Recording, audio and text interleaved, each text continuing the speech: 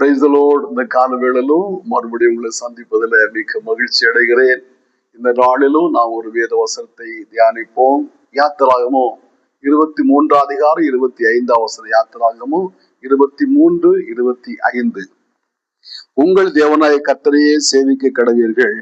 அவர் உன் அப்பத்தையும் உன் தண்ணீரையும் ஆசீர்வதிப்பார். வியாதியை ஒன்றிலிருந்து விலக்குவேன். இந்த வசனத்துல ஆண்டவர் மோசே மூலமா சொல்லும் போது, உங்கள் தேவனாய கர்த்தரையே சேவிக்க கடவீர்கள். அவர் உன் அப்பத்தையும் உன் தண்ணீரையும் ஆசீர்வதிப்பார். வியாதி ஒன்றிலிருந்து விலக்குவேன் என்று சொல்லுகிறார். இன்றைக்கு இருக்கிறதான பெரும்பாலான வியாதிகள் நம்ம சாப்பிடுகிறதான ஆகாரம், குடிக்கிற தண்ணீர்னாலதான் அதிகமான வியாதிகள் உருவாகிறது. நம்ம சாப்பிடுகிறதான ஆகாரங்கள் எல்லாமே கெமிக்கல் கலந்ததாக, மருந்து தெளிக்கப்பட்டதாக, அப்படிப்பட்டதான உணவுகளை நாம் உட்கொள்ளுகிறோம். நம்ம குடிக்கிறதான தண்ணி ஆரோ வாட்டர், அதாவது இப்படிப்பட்டதான தண்ணீரை நம்ம குடிக்கிறோம். விலைக்கு வாங்கப்படுகிற தண்ணீரை குடிக்கிறோம். விளம்பரம் வாசிக்கிறோம், எங்களுக்கு தண்ணீர் விலைக்கிரயமாய் வாங்கப்படுகிறது. அந்த வசனப்படி இன்றைக்கு நம்ம தண்ணீர் எல்லாம் விலை கொடுத்து வாங்குறோம். பெரிய கேன்ல வாங்குறோம், சின்ன கேன்ல வாங்குறோம். அந்த தண்ணீர் எல்லாம் அதாவது சத்துகள் நீக்கப்பட்டதான தண்ணீராய் காணப்படுகிறது, செத்த தண்ணீராக காணப்படுகிறது. அது நம்ம குடிக்கிறோம். அந்த தண்ணி குடிச்சா நம்ம தாகமும் தீருகிறது இல்லை. தொடர்ந்து குடிக்கும் போது பல வியாதிகளும் வருகிறது. சிறுநீரகத்துல கல் போன்றவைகள் வருகிறது. எல்லாமே இன்றைக்கு நம்ம சாப்பிடக்கூடியதான ஆகாரம் விஷத்தன்மை உள்ளதாக காணப்படுகிறது. ஆனா இந்த நாளில் ஆண்டவர் நம்மோடு சொல்வது, உன் தேவனாய கர்த்தரையே சேவிக்க கடவாய். அவர் உன் அப்பத்தையும் உன் தண்ணீரையும் ஆஸ்வதிப்பார். வியாதியை உன்னிலிருந்து விலக்குவேன் என்று ஆண்டவர் சொல்லுகிறார். அப்படியானா நம்முடைய ஆகாரங்களை ஆஸ்வதிக்கிற தேவன், நம்முடைய ஆகாரங்களை பரிசுத்தமாக்குற தேவன். நம்ம ஜெபம் பண்ணி சாப்பிடும் போது அவைகளை தேவன் பரிசுத்தமாக்கி தூய்மையாக்கி தருகிற தேவனா இருக்கிறார். ஆண்டவரை இயேசு 5 அப்பத்தை 2 மீனையும் வைத்து வானத்தை அண்ணார்ந்து பார்த்து ஜெபம் பண்ணினார். அதை ஆஸ்வதித்து பிட்டு ஜனங்களுக்கு கொடுத்தார். அது பலுகி பெருகினது. 5000 அதிகமான ஜனங்கள் சாப்பிட்டார்கள் என்று வாசிக்கிறோம். அப்ப ஆண்டவராய் இயேசுவே சாப்பாட்டுக்கு ஜெபித்து அவர் சாப்பிட்டு இருக்கிறார். அதுதான் நமக்கு அடையாளம், அல்லது நமக்கு மாதிரியை. அவர் எத்தனையோ மாதிரியை வைத்து போனார். அதுல சாப்பாட்டுக்கு ஜெபிக்க வேண்டும் என்பது கூட, நம்ம சாப்பிடும் முன்பதாக ஜெபிக்க வேண்டும் என்பது கூட அவர் நமக்கு வைத்ததான மாதிரி. இப்ப நம்ம கூட சாப்பிடுற உணவுகளை, அது எளிய உணவா இருக்கலாம், ஆடம்பரமான உணவா இருக்கலாம், கடையில வாங்கக்கூடிய உணவா இருக்கலாம், நம்ம ஜெபம் பண்ணி சாப்பிட வேண்டும் என்பது இந்த வசனம் நமக்கு அறிய தருகிறது. பிரியமானவர்களே, இன்னைக்கு நம்ம சாப்பிடக்கூடிய ஆகாரத்தை நாம் ஜெபம் பண்ணி சாப்பிடுவோம்னா நிச்சயமாகவே அதில் உள்ளதான விஷத்தன்மை மாறும் என்பதுல வேதத்துல கூட அநேக ஆதாரங்களை நாம் வாசிக்க முடியும். 2 ராஜாக்கள் 4 அதிகாரம் 39 வசனம் முதல் நான் வாசிக்கும் போது, தீர்க்கதரிசியின் புத்திரருக்குள்ள அவர்களுக்கு பெரிய பானை வைத்து அதுல கூழ் சமைத்தார்கள். கூழ் சமைக்கும் போது 39 வசனம் வாசிக்கிறோம், ஒரு வாலிபன் போய் கீரைகளை அறிந்து கொண்டு வந்தான். பேய் கொம்மட்டி காய்களை கூட இன்னதுன்னு தெரியாம மடி நிறைய அறுத்து கொண்டு வந்து அந்த கூழ் பானையில போட்டு சமைத்தான். ஆனா அது சாப்பிடும்படி எல்லாரும் உட்கார்ந்த போது அந்த கூழை, அந்த ஆகாரத்தை எல்லாரும் தட்டிலையும் அது பகிர்ந்து கொடுக்கும் போது, ஒருவன் சாப்பிட்டு சொன்னா, இந்த சாப்பாட்டுல சாவு இருக்கிறது. எலிசாவை பார்த்து கூவுனா, இதுல சாவு இருக்குது, இதுல விஷம் இருக்குது அப்படின்னு சொல்லி கூவுன போது, எலிசா கொஞ்சம் மாவை கொண்டு வர சொல்லி அந்த கூழ் பானையில போட்டு, இப்போது நீங்க சாப்பிடுங்க, இதுல உள்ள தோசை எல்லாம் மாறிவிட்டது என்று சொல்லி அந்த சாப்பாட்டை, அந்த உணவை ஆரோக்கியமாக்கினார் என்று நாம் வேதத்துல வாசிக்கிறோம். அப்படியானா சாப்பிடும்போது தோஷம் காணப்படுகிறது. ஆண்டோட சம்மதம் ஜெபிக்கும் போது தோஷத்தை ஆண்டோர் மாற்றி விடுகிற தேவனாய் காணப்படுகிறார். நம்முடைய சரீரத்துக்கு ஒரு சத்தான ஆகாரமாக மாற்றி தருகிற தேவன். அப்படித்தான் இங்க வாசிக்கிறோம். அவர் உன் அப்பத்தையும் தண்ணீரையும் ஆசீர்வதிப்பார். வியாதி ஒன்றிருந்து விலக்குவேன். சாப்பிட்ட ஆகாரங்களை ஆண்டவர் ஆஸ்வதிப்பாரானா வியாதிகள் வராது.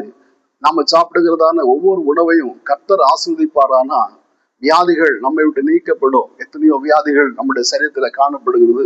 எத்தனையோ வியாதிகளை சுமந்து கொண்டு தெரிகிறோம். இந்த வியாதிகள் மாற வேண்டுமானா நான் சாப்பிடுகிறதான எளிய உணவா இருக்கலாம், ஆடம்பரமான உணவா இருக்கலாம், அவைகளை கர்த்தர் ஆஸ்வதிக்க வேண்டுமானா சாப்பாட்டுக்கு முன்பதாக நாம் ஆண்டோட சமூகத்துல ஜெபிக்க வேண்டும். ஆண்டவரே, இந்த உணவு எனக்கு தந்தீரே. எத்தனை பேர் உணவு இல்லாம கஷ்டப்படும் போது எனக்கு இந்த உணவை தந்தீர், உமக்கு நன்றி என்று சொல்லி நம்ம தருகிறதான ஆகாரத்துக்கு ஆண்டவர் நன்றி சொல்லி சாப்பிடுவோமானா அந்த சாப்பாட்டை தேவன் ஆஸ்வதிக்கிற தேவனாய் காணப்படுகிறார். தண்ணீரையும் கூட ஆஸ்வதிக்கிற தேவன்.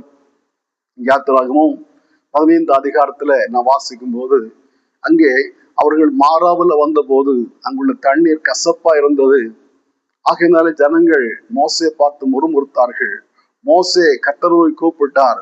அப்பொழுது ஆண்டவர் ஒரு மரத்தை காண்பித்தார். அந்த மரத்துடைய கிளையை வெட்டி அந்த தண்ணீர்ல போட்ட போது அது மதுரமான தண்ணீராக மாறினது என்று நாம் வேதத்துல வாசிக்கிறோம். அப்படியானா இன்னைக்கு நாம சாப்பிடுகிற தண்ணீர் கூட, குடிக்கிற தண்ணீர் கூட அங்கே நான் வாசிக்கிறோம், மாறாவல வந்தபோது தண்ணீர் கசப்பா இருந்தது. இன்னைக்கு நாம் சாப்பிடுகிறதான தண்ணீர், குடிக்கிற தண்ணீர் சத்து நீக்கப்பட்ட தண்ணீராய் காணப்படுகிறது. அந்த தண்ணீரை கூட ஆண்டோட சமூகத்துல ஜெபிக்கும் போது அதை ஆரோக்கியமுள்ள தண்ணீராக ஆண்டவர் மாற்றி தருகிற தேவனா இருக்கிறார். அப்போ தண்ணீரை அவர் ஆஸ்வதிக்கிறாரு, ஆகாரத்தையும் ஆண்டவர் ஆஸ்வதிக்கிறாரு. நீங்க தொடர்ந்து கீழே வாசிப்பீங்கன்னா, நானே உன் தேவனாய் கர்த்தர், நான் உன்னுடைய வியாதிகளை நானே உன் பரிகாரே கர்த்தர், எகிப்தியரை வரப்பண்ண வியாதிகளை ஒன்றே உங்களுக்கு வரப்பண்ணேன் என்று ஆண்டவர் கீழே சொல்லுகிறதை காண்கிறோம். இதை கேட்கிற அருமையான தேவனுடைய பிள்ளைகளே, நம்முடைய வாழ்க்கையில நாம் எத்தனையோ சூழ்நிலைகள்ல, எத்தனையோ சந்தர்ப்பங்கள்ல எவ்வளவோ ஆகாரங்களை சாப்பிடுகிறோம். வீட்டுல ஒருவேளை சுத்தமாக சுகாதாரமாக நம்ம சாப்பிடலாம். வெளியே போற இடங்கள்ல அந்த அளவு சுத்தம் சுகாதாரத்தை நம்ம எதிர்பார்க்க முடியாது. ஆனா எந்த இடத்திலும் ஆண்டோட சமூகத்துல ஆண்டவர் தருகிற அந்த எளிய உணவுக்காக ஸ்தோத்திரம் பண்ணி, அந்த எளிய உணவுக்காக ஆண்டோட சமூகத்தில் நன்றி சொல்லி ஜெபத்தோட கூட புசிப்போமானா அவைகளை கர்த்தர் நமக்கு ஆசிரித்து தருகிற தேவனாய் காணப்படுகிறார். ஒருவேளை நமக்கு சில வியாதிகள் வந்து விட்டது, சில பலகீனங்கள் வந்து விட்டது, அவைகளை கூட ஆண்டவர் மாற்ற வல்லவர். நம்ம எதை சாப்பிட்டாலும் நம் கர்த்தருக்கென்று, அதாவது பவுல் கொரிந்தியர் எழுதும் போது, புசிக்கிறவன் கர்த்தருக்கென்று புசிக்கிறான், ஸ்தோத்திரம் பண்ணி புசிக்கிறனால கர்த்தருக்கென்று புசிக்கிறான், புசியாம இருக்கிறவனும் கர்த்தரென்று புசியாம இருக்கிறான்னு சொல்லப்படுகிறது. அந்த இடத்துல புசிக்கிறவன் கர்த்தரு ஸ்தோத்திரம் பண்ணி சாப்பிடுகிற அப்படின்னாலே அவன் கர்த்தருக்கென்று புசிக்கிறான் என்று வாசிக்கிறோம். அப்ப நாம சாப்பிடக்கூடிய ஆகாரம் ஸ்தோத்திரம் பண்ணி சாப்பிடும் போது கர்த்தருக்கென்று நம்ம சாப்பிடுகிறோம், ஆண்டவருக்கென்று நம்ம அந்த ஆகாரத்தை புசிக்கிறோம். அப்ப ஆண்டவருக்கென்று அந்த சாப்பாடை நம்ம சாப்பிடும் போது அது ஆரோக்கியம் உள்ளதாக அவரை மாற்றி தருகிறார். ஆரோக்கியம் உள்ளதாக ஆண்டவர் மாற்றி தரும் போது அந்த சாப்பாட்டுல, அந்த உணவுல, அந்த தண்ணீர்ல ஒருவேளை கெமிக்கல் இருந்தாலும் அதை மாற்ற அவர் வல்லவராய் காணப்படுகிறார். நம்ம எந்த அளவு நம்ம ஜெபிக்கிறோமோ அந்த அளவு அந்த ஆகாரங்கள் பரிசுத்தமாக்கப்படும். ஒருவேளை இந்த ஆகாரத்துல கெமிக்கல் இருக்குது, அதாவது நம்முடைய சரித்து ஒவ்வாமைகள் இருக்கிறது, சூழ்நிலை காரணமாக நம்ம வெளியே போயிட்டோம், நம்ம அங்கே வீட்டுல உள்ளது போல சுத்தமாக சுகாதாரமாக இல்லை. ஆனா அதே நேரத்துல ஆண்டவரும் வந்திருக்கிறேன், ஏதோ கிடைக்கிற ஆகாரத்தை சாப்பிடுறேன், இந்த ஆகாரத்தை தந்தீரே, இதை ஆசிரித்து தாருங்க, இதுல சில என்னுடைய சரித்து ஒவ்வாத சில தன்மைகள் இருக்குன்னு எனக்கு தெரியும், ஆனாலும் வேற வழி இல்லை, இதை சாப்பிடுகிறேன், நீங்க ஆசிரித்து தாரும் என்று ஆண்டோடைய கரங்கள்ல கொடுத்து நம்ம ஜெபிக்கும் போது அந்த ஆகாரத்தை தேவன் ஆஸ்வதிக்கிற தேவன். கொரிந்தியர்ல அப்படிதான் வாசிக்கிறோம், புசிக்கிறவன் கர்த்தருக்கென்று ஸ்தோத்திரம் பண்ணி புசிக்கிறபடினால், ரோமர்ல புசிக்கிறபடினாலே கர்த்தருக்கென்று புசிக்கிறோம்.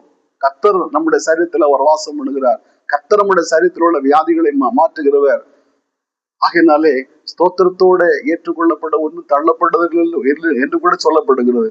நாம் கொரிந்தியர்ல வாசிக்கிறோம், ஸ்தோத்திரத்தோடு ஏற்றுக்கொள்ளப்பட்டது ஒன்றுமே தள்ளப்பட்டதில்லை. ஆகையினாலே நாம் எதை புசித்தால் எதை கொடுத்தாலும் ஸ்தோத்திரத்தோட கூட அவைகளை நம்ம சாப்பிடுவோம். தேவன் அவைகளை ஆஸ்வதிக்கிற தேவனாய் காணப்படுகிறார். இந்த கால விழுந்த வார்த்தை கேட்கிற உங்க வாழ்க்கையில கூட அந்த அனுபவத்தை நீங்க கடைபிடிப்பீர்களான்னா, அதை உங்களுடைய வாழ்க்கையில நடைமுறைப்படுத்துவீர்களான்னா நீங்க ஆஸ்வதிக்கப்பட்டவளா இருப்பீர்கள். ஜெபிப்போம். நல்ல பிதாவே, நன்றியோடு துதிக்கிறோம். இந்த கால விழலும் உடைய திருமுகத்தை நோக்கி பார்க்கிறோப்பா. நானே உன் பரிகார கர்த்தர் சொல்லி இருக்கிற ஆண்டவரே, உன் தேவனாய் கர்த்தரையே சேவிக்க கடவாய், அவர் உன் அப்பத்தையும் தண்ணீரையும் ஆஸ்வதிப்பார், வியாதி உணர்ந்து விளக்குவார் என்று சொல்லப்படுகிறது. ஆண்டவரே தாவே உமக்கு ஸ்தோத்திரப்பா. எங்களுடைய ஆகாரங்களை ஆண்டவர் ஆசை தருவீராக. நாங்கள் புசித்து நாமத்து மகிமையாய் காணப்பட கிருபை தருவீராக. இந்த நாங்கள் ஆண்டவரை கத்தாவை உட்கொள்ளுகிறதான ஒவ்வொரு உணவிலும் ஆண்டவரே சாவு நிறைந்ததாய் காணப்படுகிறது. ஆண்டவரே எங்களுடைய சரித்து ஒவ்வாத உணவுகளாய் காணப்படுகிறது. ஆனாலும் ஸ்தோத்திரம் பண்ணி சாப்பிடும் போது ஸ்தோத்திரம் பண்ணி புசிக்கிறவன் கத்தருக்கென்று ஸ்தோத்திரம் பண்ணி புசிக்கிறான் என்று பவுல் எழுதுகிறானே. நாங்கள் ஸ்தோத்திரம் பண்ணி குடிக்கக்கூடிய கிருபைகளை எங்களை தருவீராக. உடைய நல்ல நாமத்தை மகிமைப்படுத்துங்க. இயேசுவின் பிதாவே, ஆமென் ஆமென். ஆண்டவர் நம்மை ஆசீர்வதிப்பார்.